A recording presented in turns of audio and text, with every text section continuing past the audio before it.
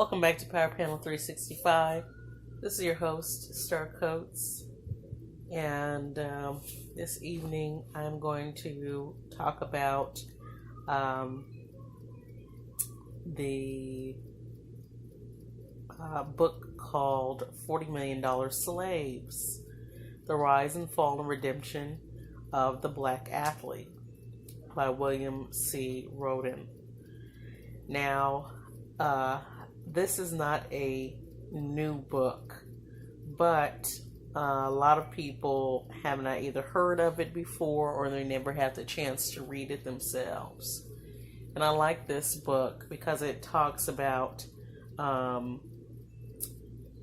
those whom have the power and authority to help or to do certain things in Black communities, but they absolutely do not.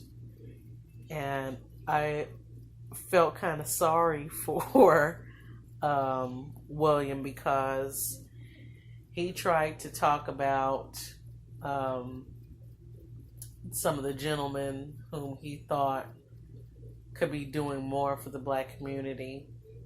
And one of those people was Michael Jordan. Now, as soon as he said Jordan, it was like everybody just, kind of backlashed on him. It was almost as if he said, I killed somebody and, they're in the trunk, in the studio or something, where as he's doing the interview, you would think that was something that he might have said, the way that people reacted to him, in thought or terms of thinking, why should Jordan help, And I'm thinking, well, shoot, these people are out here, especially these young men, are buying his shoes and other clothing, and whatever other fashion is out there that has Jordan's label on it, they're buying this stuff. And sometimes people don't even think, they'll spend their whole check on shoes. So I was thinking he should do something, but at the same time, he doesn't absolutely have to. And, that's self-choice, and we do understand that. But I like the way that William puts a good touch in his book, and he talks about, the things that could be done.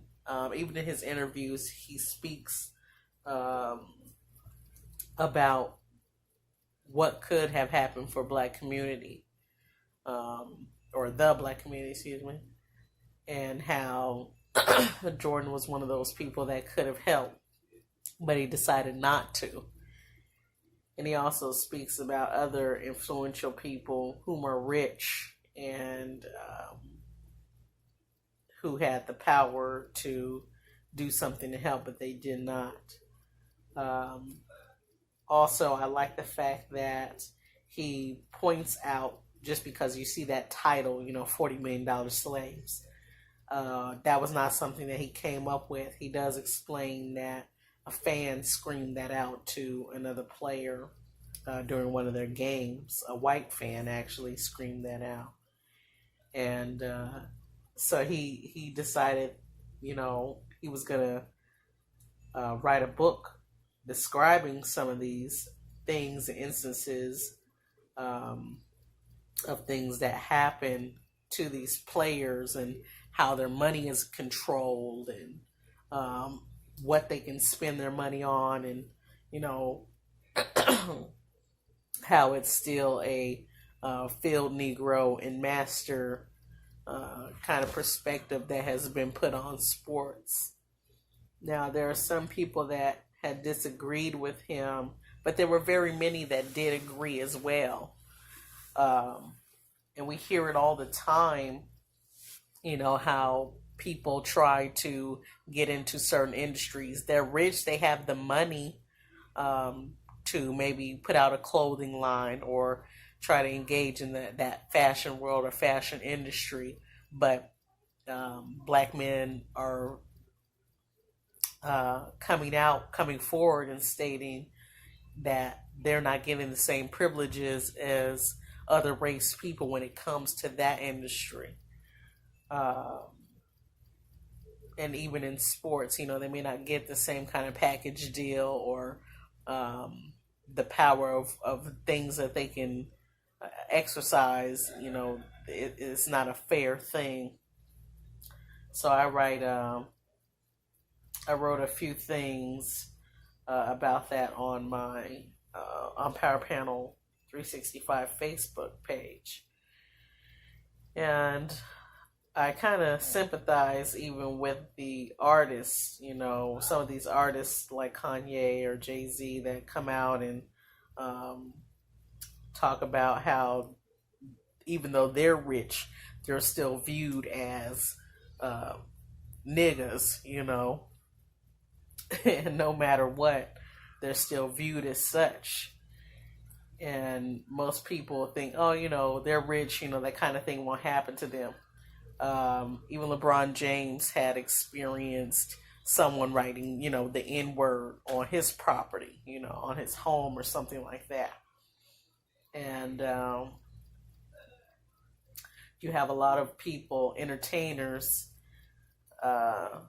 that are abused daily, and some of them, they know that they're going to be abused and they take the money anyway. And then you have those that won't take that kind of behavior being displayed upon them, so they won't go for it. They'll settle for less, a lesser paycheck, to get some respect. But you do have those that'll just feed into it. So I kind of dive in with my part 1, part 2, and part 3, Still a Slave, and it talks about the things that I just described, about the $40 Million Slave book by William C. Rhoden. And I try to understand, what is happening to some of these people that will allow them, or not will allow, but will make them think in their minds when they see, okay, I'm rich, okay, I've got the house, the car, and everything else is paid, my taxes are cool, I've got all this money, and I have so much money, I don't even know where I can spend this money now. I've gone on as many vacations as I wanted to, and so on. You would think that sometimes some of these people would do a little bit more to put back into Black community. But even that's a hard brick to chew. And I say hard brick because a lot of the things that would be changed or developed, it would take some serious communication and cooperation and just to build those building blocks and get to where the Black community should be. Now, it's been a number of years, and we know that, how the Black community looks. Some areas are worse than others, but they're designed to be that way. There's a lot of systematic oppression upon some of those areas. And we see it all the time. But please check out Still a Slave Part 1, 2, and 3. Yeah, I do realize that some people enjoy reading some of those posts. And there are some people that enjoy listening. So I don't want to really make a lot of audio content for some of those posts because I really want people to go and check it out, and even share it, comment on it, whatever you like to do. So once again, check out Still a Slave part 1, 2, and 3 on Power Panel 365 Facebook. Thank you for tuning in to Power Panel 365. Have a good night.